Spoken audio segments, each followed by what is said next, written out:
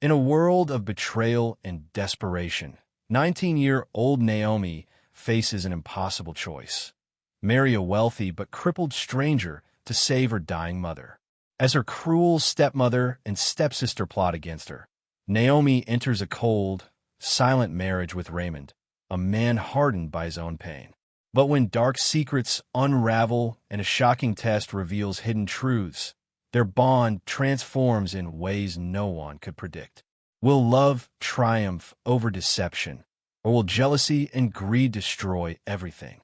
Dive into this gripping tale of sacrifice, redemption, and the power of true love. Naomi sat beside a small wooden window, gazing far away. Her eyes were puffy from tears, and her slender fingers clutched her wrapper tightly. At just 19, she had already endured significant hardships. Her mother was suffering from a painful, slow-progressing illness that required immediate surgery to survive. Without funds, neither Naomi nor her mother could afford it. Her father refused to assist. A proud man with 2 wives, her father favored his second wife, Clara, who was cruel, loud, and manipulative over Naomi's gentle, kind, and humble mother, the first wife. Clara's daughter, Bella, the same age as Naomi, had treated her like a servant since they were children. Bella enjoyed the household's comforts, while Naomi was forced to clean, cook, and endure hardship. Her father remained silent, even when Clara insulted Naomi's mother in his presence. Wiping her tears, Naomi recalled the doctor's words. The surgery required 1 million naira. Her heart sank, wondering where she could find such a sum. She had sold everything, her clothes, her mother's wrappers, and kitchen pots, but it still wasn't enough. That evening, Clara barged into the room without knocking, stood at the door with arms crossed, and coldly remarked, "So, your mother's still alive. I thought we'd be rid of her burden by now." Naomi stayed silent. Clara went on, "Someone's willing to cover the hospital bills, but you'll need to agree to his terms." Naomi slowly raised her eyes, her heart racing. "What terms?" Clara sneered, her tone venomous. "He wants to marry you. He's wealthy but crippled. He saw you at the market and likes you. Agree, and he'll pay for your mother's treatment right away." Naomi's jaw dropped. "You're saying I should marry a stranger just because he's rich?" Clara laughed mockingly. "You have no choice if you want your mother to live." That night, Naomi wept harder than ever. Her mother, too frail to speak, lay on a mat. Holding her hand, Naomi whispered, "I'll save you, Mama. I'll do anything, even marry him." The next day, Naomi met the man, Mr. Raymond, who lived in a grand mansion on the town's outskirts. At 35, an accident had left him paralyzed from the waist down. Sitting in his wheelchair, he appeared distant and reserved. He asked, "Are you doing this for my money?" Naomi swallowed hard and answered, "Yes, but I'll be a good wife. I just want my mother to survive." Raymond stared at her quietly, then said, "Fine, we'll marry tomorrow, and I'll cover your mother's surgery now." Naomi nodded, tears streaming down her face. That evening, Raymond's driver hurried to the hospital and paid all the bills. Naomi's mother was wheeled into the operating room, and Naomi returned home to gather her few possessions. Clara watched her with envious eyes, while Bella taunted, "Marrying a man in a wheelchair? Good luck." Naomi ignored them, packed quietly, and visited her mother one last time, kissing her forehead and whispering, "I love you, Mama. Forgive me for what I'm about to do." The next morning, Naomi put on a simple dress and stepped into the waiting car. Just like that, she became Raymond's wife. No celebration, no music, only silence and tears. At Raymond's mansion, the atmosphere was somber. The staff looked at her with pity, offering no smiles or welcomes. Raymond told her, "This is your room. We don't need to pretend to be a real couple. Do what you came for and stay out of my way." Naomi nodded, entered the room, spacious and elegant with a soft bed and fresh sheets. But her heart felt heavy. Sitting on the bed's edge, she broke into sobs, questioning her decision. Was this freedom or a deeper trap? The next morning, Naomi awoke, still frightened and uncertain. The luxurious bed felt like a tomb. Her eyes were swollen, her lips parched from a sleepless night. She sat up, surveying the opulent but cold room, devoid of warmth or love. She bathed quietly, slipped into a simple gown, and left the room cautiously. Walking down the quiet, long hallway, she entered the kitchen, where Mama Ruth, the housekeeper in her late 50s with kind but weary eyes, was preparing breakfast. Mama Ruth glanced at Naomi with a mix of pity and interest. "You're the new wife?" she asked without smiling. "Yes, Ma," Naomi replied softly. "Call me Mama Ruth. That's what everyone here does." Naomi nodded and sat quietly. That morning, Raymond stayed in his room, his door closed. Naomi wasn't sure whether to knock or leave him be. When Mama Ruth prepared his meal, Naomi offered to take it to him. Surprised, Mama Ruth handed her the tray. Naomi approached his door, knocked softly, and heard his cold voice say, "Come in." She entered and saw him by the window in his wheelchair, staring outside. "Good morning, sir," she greeted politely. He turned slowly, his gaze sharp. "Leave on the table and go." Naomi complied, silently, and left. Days passed in this manner. Naomi drifted through the mansion like a shadow, cleaning her room, assisting Mama Ruth in the kitchen, and staying quiet unless spoken to. Raymond rarely spoke to her, avoiding her gaze unless necessary. Naomi felt like an outsider in her marriage, wondering if he despised her or himself. One afternoon, alone in the garden staring at flowers, she heard wheels approaching. Turning, she saw Raymond moving toward her. She stood quickly, but he said, "Sit. I want to talk." Nervously, she sat. He looked at the flowers and said, "I know you don't love me. You married me for your mother." Naomi tried to speak, but he raised a hand. "Let me finish. I'm not upset. I don't blame you, but you need to know I've been through a lot. After my accident, women and friends left me. People only want me for my wealth. You're no different." Naomi's chest tightened, but she stayed silent, staring at her hands. Raymond continued, "Yet, something tells me you're not like them. You could have chosen any rich man, but you picked me, a cripple." Tears welled in Naomi's eyes as she looked up. "I didn't choose you, sir. I chose to save my mother, and now I'm trying to make this work. I'm not here to hurt you." He gazed at her for a long moment, then wheeled away without a word. That night, Naomi wept again, longing for her mother and her old life. Though painful, it had offered freedom. Here, she felt trapped in a lavish cage with a man who didn't want her but wouldn't release her. A week later, Naomi visited her mother in the hospital. The surgery had succeeded, and though weak, her mother was alive. Seeing Naomi, she smiled weakly and held her hand. "My daughter, my joy, thank you for saving me." Naomi cried, embracing her. "I did what I had to, Mama." Her mother whispered, "I know you're unhappy, but hold on. God will surprise you. Don't give up." Naomi nodded, kissed her mother's forehead, and left. Returning to the mansion, something felt different. Raymond was in the living room with a guest, a woman in extravagant clothes and heavy makeup. She eyed Naomi disdainfully and scoffed, "So this is the new wife?" Raymond said nothing. Naomi greeted politely and tried to leave, but the woman stood, saying, "This is who you married? I thought you had better taste." Raymond turned to her calmly and said, "Get out." Shocked, the woman asked, "What did you say?" "I said get out now and don't come back." She hissed, grabbed her bag, and stormed out. Naomi, frozen at the top of the stairs, asked quietly, "Who was that?" Raymond looked up. "An ex-girlfriend, now a snake." Naomi said nothing and went to her room, but something had shifted inside her. For the first time, she felt a glimmer of respect for him. That evening, Raymond knocked on her door for the first time. She opened it, seeing his tired, serious expression. "Can I come in?" he asked. She nodded. He entered and said, "I'm sorry for everything, for treating you like a stranger. You didn't deserve that." Naomi was speechless.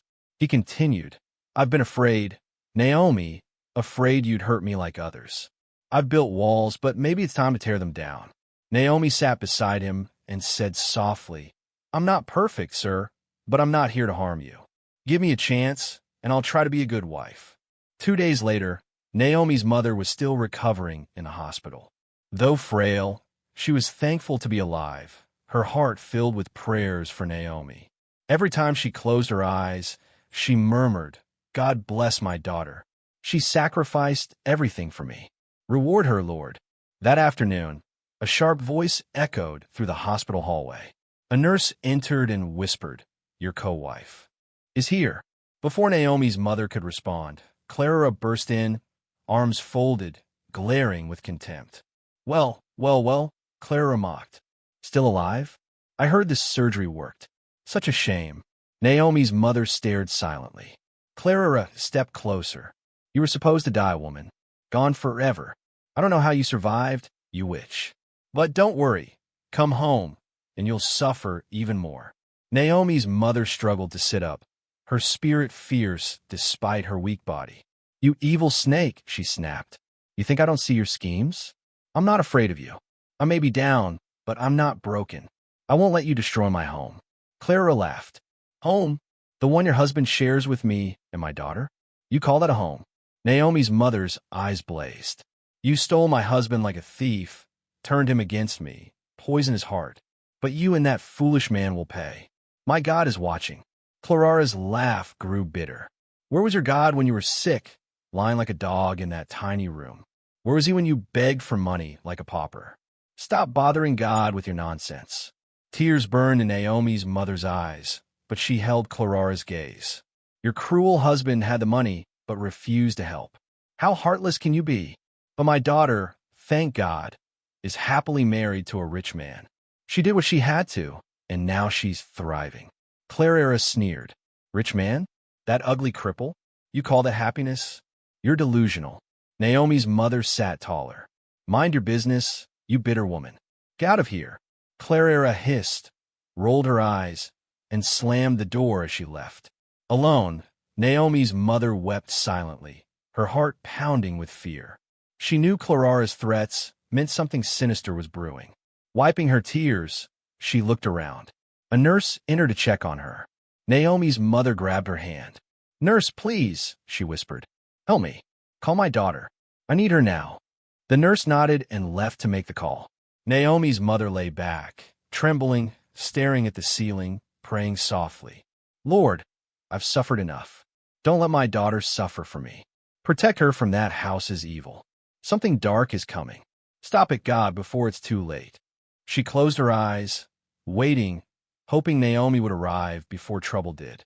Naomi was helping Mama Ruth in the kitchen when her phone rang. Wiping her hands, she answered. It was Nurse Joy. Hello, Nurse Joy. Is everything okay? She asked urgently. Yes, Naomi. Your mother's fine, but she needs to see you urgently. It's important. Naomi's heart sank. The nurse's tone worried her. Okay, I'm coming now. Without changing, she told Mama Ruth she had to leave and rushed out, tears welling up. Her mother had been improving. What was wrong now? 30 minutes later, Naomi reached the hospital and found her mother sitting up, pale and anxious. Mama, Naomi cried, rushing to her. Are you okay? What's wrong? Her mother gripped her hand tightly. Naomi, listen. Something's wrong. Clara came today. She insulted me, but that's not the issue. It's her words. Confused, Naomi asked, what did she say? She said I'd suffer more if I returned home, that I was meant to die, and she mocked you for marrying Raymond, calling him. Naomi's face flushed with anger. How dare she? She's heartless, Mama. Her mother squeezed her hand. There's more. I feel it, Naomi. Something evil is being planned in that house. I don't want to go back there. Naomi frowned. Mama, that's your husband's house. You've lived there for over 20 years. I don't care. I'd rather sleep under a bridge than return. That house is cursed, full of hatred. Naomi paced. She's evil, but you can't abandon your home because of her. I can and will, her mother said firmly. That house stopped being mine when your father let Clara take over. I begged him for help when I was sick. He ignored me. I'd be dead if not for you. I won't return to a place that wanted me gone. Overwhelmed, Naomi sat down. But where will you go, Mama? Her mother's eyes were filled with pain and fear. That's why I called you. Ask your husband if I can stay with you for a while. I know it's not easy, but I can't go back to her. They're planning something, Naomi. Naomi thought of Raymond's initial coldness and recent kindness, feeling the weight of the situation. Is it that serious? She asked quietly. I know it is, her mother replied. Clarara's words were cruel, but her eyes held something darker. And your father never even visited me.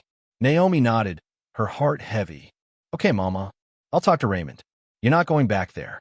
I won't leave you alone. Her mother sighed, tears streaming down. You're my only joy, Naomi. Thank you. Naomi stood at the hospital door, watching her mother drift to sleep, but her mind was restless. Clarara's words echoed like a warning bell. I don't want to go back there. They're planning evil. Naomi marched to the doctor's office, knocked, and entered. Doctor, please, she said firmly. Secure my mother's room. No one, not her husband or any family, should visit her. Surprised by her intensity, the doctor nodded. I'll alert security to keep her safe until discharge. Thank you. I'll discharge her tomorrow morning, Naomi said before leaving. Meanwhile, Clara stormed into the sitting room where Chief Aide, her husband, sat reading. She survived, Clara yelled, dropping her bag. That useless woman made it through surgery. And she dared insult me at the hospital. Chief Aide looked up sharply. You went there? What did you say? I told her the truth, Clara said unapologetically. She should have died. Her daughter married for money, and she'll suffer more if she comes home. Chief Aide stood, furious. Are you insane, Clara? You've ruined everything. She'll tell Naomi, and they'll hide her. I told you to wait. You've blown our chance to catch her off guard. Clarara's eyes widened. I didn't know. Be quiet, he snapped. We're going to the hospital first thing tomorrow. She's coming back here to suffer, whether she likes it or not. That evening, Naomi returned home feeling drained. She couldn't eat or rest, her mind on her mother. What if her cruel father and Clara got to the hospital early? What if they forced her mother back? What if they bribed someone? Sitting on her bed, she worried. How would she explain this to Raymond? Would he understand? After hesitating, she went to his room and knocked softly. Come in, Raymond said. She entered and sat quietly. Noticing her distress, Raymond asked, Naomi, are you okay? I need to tell you something, and I hope you'll understand. She recounted Clarara's visit, the insults, the threats, and her fear that her mother would be forcibly taken. Raymond listened silently, then picked up his phone. Go to Central Hospital. Find Mrs. Ease. Bring her to her daughter. You have 20 minutes. He hung up and turned to Naomi. Your mother will be here in 20 minutes. No one will hurt her. Naomi's eyes widened in shock. Really? Yes. You should know I protect what's mine, he said calmly. Naomi burst into tears. Thank you, Raymond. 20 minutes later, a black SUV arrived. Naomi ran out as her mother stepped from the car, weak but smiling. Mommy, Naomi cried, hugging her tightly. Thank God you're here. Now I can rest easy. Her mother held her and whispered, Thank God for Raymond, my wonderful in-law. He's the best. From the window, Raymond watched quietly, his heart warming for the first time in years. Early the next morning, Clara and Chief Aide rushed to the hospital. Chief Aide strode ahead, scowling, with Clara fuming behind. They demanded to see Naomi's mother at reception. The nurse directed them to the doctor's office. The doctor greeted them politely. Good morning. How can I help you? Chief Aide said, We're here to take my wife home. She had surgery. Her name is Mrs. E. The doctor checked the file and replied, She was discharged last night. Her daughter took her. Clarara's voice rose. What? You let that girl take her without telling us? Are you crazy? She belongs to her husband. Chief Aide yelled. How dare you let her daughter take her like she owns her? The doctor's expression hardened. Are you saying a daughter has no right to her mother? You're both foolish. She nearly died, and you didn't help. Now you claim her like property. Clara hissed. You know nothing. She's my co-wife. She wasn't supposed to leave that hospital alive. This is your fault. The doctor stood, enraged.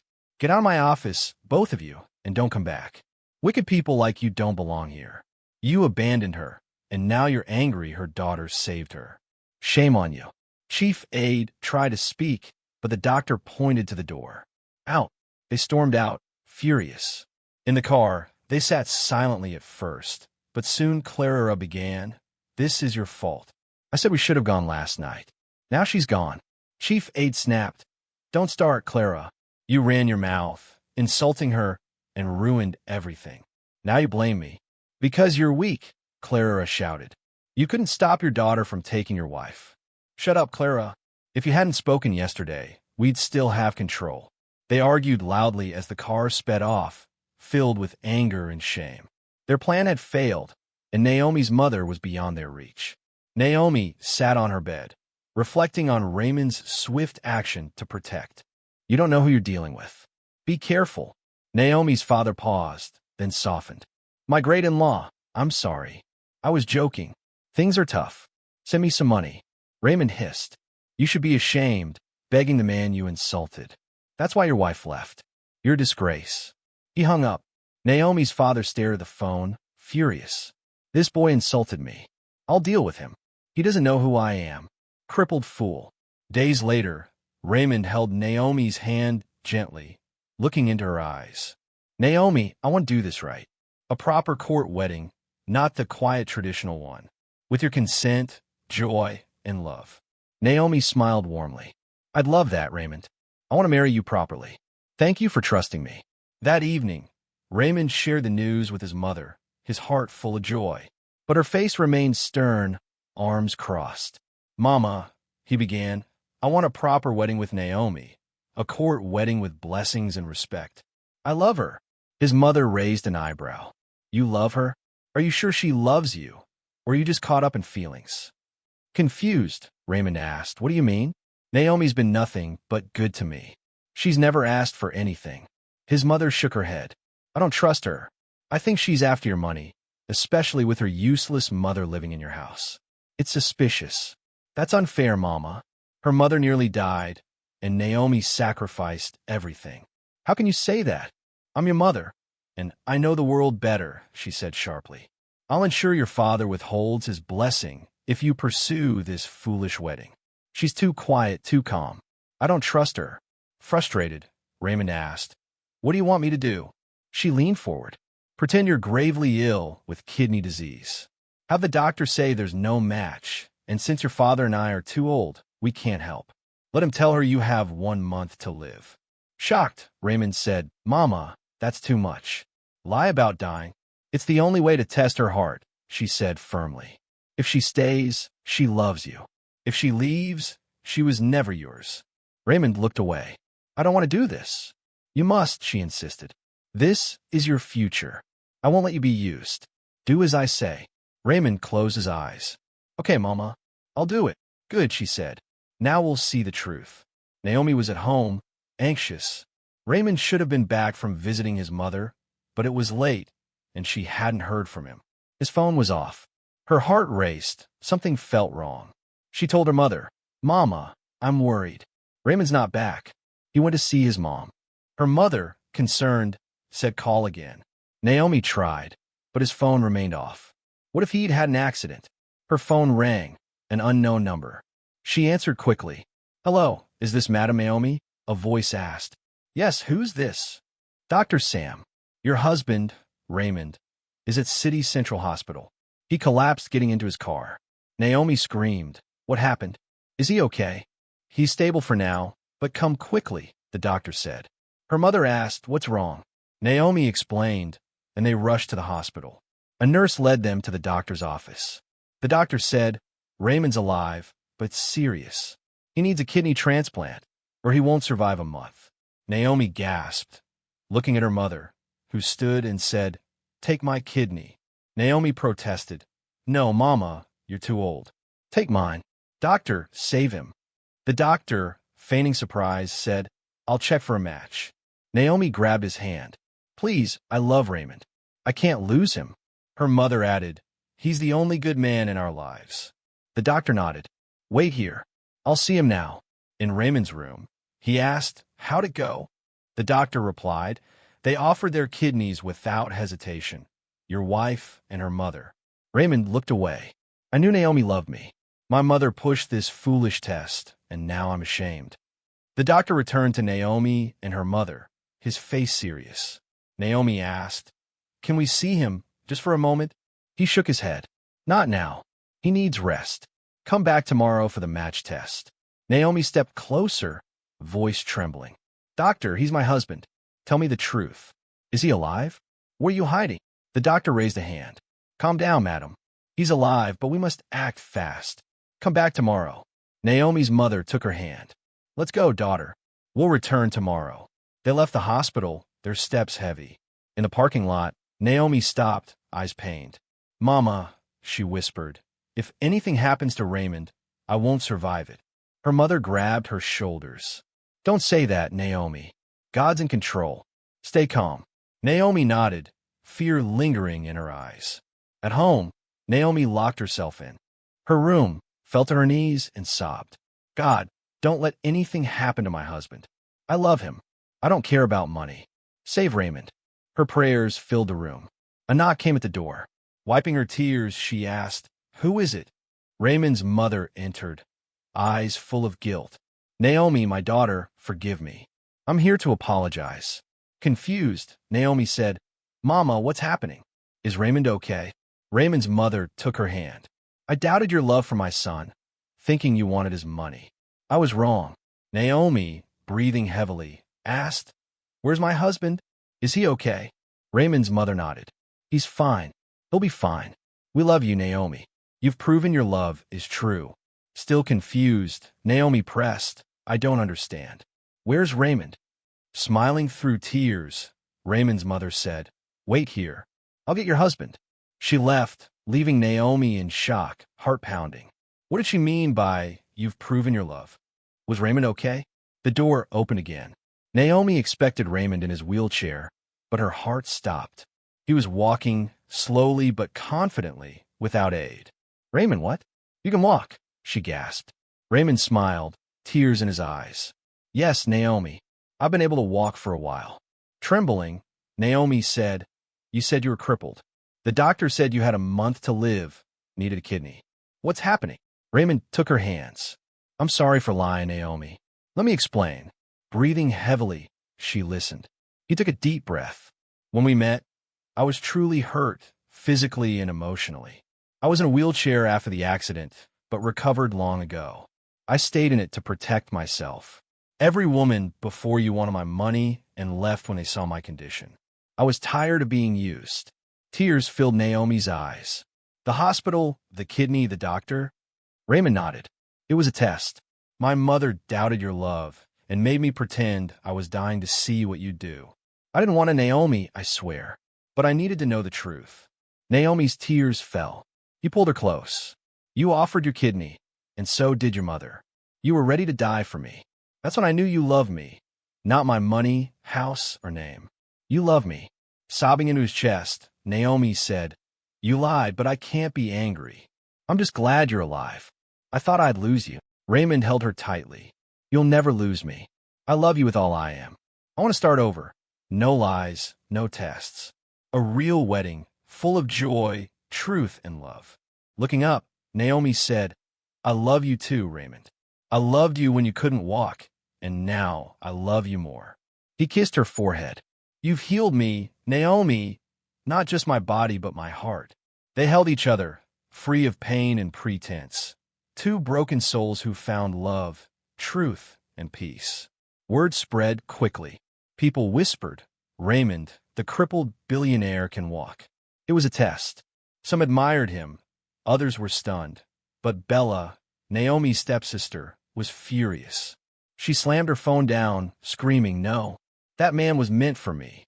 Her eyes blazed. I should be in that mansion, not Naomi. She stormed into her parents' room, where her mother and Naomi's father Saturday. Have you heard? She yelled. Raymond's not crippled. He's rich, and Naomi's being praised everywhere. She's trending as a billionaire's wife while we sit here like fools. Clara leapt up. What? That wicked woman and her daughter are living in luxury while we have nothing? Never.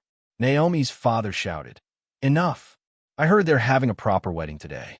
Let's go ruin it. Bella screamed, Yes. We'll destroy it. She stole my man. I'll make her pay. Filled with hatred and envy, they rushed out, piled into the car, and sped off. Naomi's father drove recklessly, Clara cursed, and Bella laughed maniacally. She thinks she's won. We'll humiliate her today. But they never arrived. At a sharp bend, a trailer turned.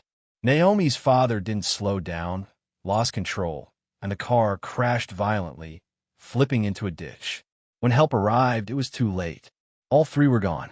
The next morning, Naomi and Raymond were in their hotel room, laughing during their honeymoon, when Naomi's phone rang. She answered, her face falling. "What is it?" Raymond asked. Dropping the phone, "Naomi, Saturday, my father, Clara, and Bella, they're dead." Raymond froze. "Ow!" Naomi whispered. "They were coming to ruin our wedding. Their car crashed. None survived." Raymond sat beside her, silent. Naomi wiped her tears. "I feel terrible, not because they loved me, but because they wasted their lives hating me. Greed and jealousy destroyed them. They couldn't let me be happy." Raymond held her hand. "They planned evil, but it didn't succeed.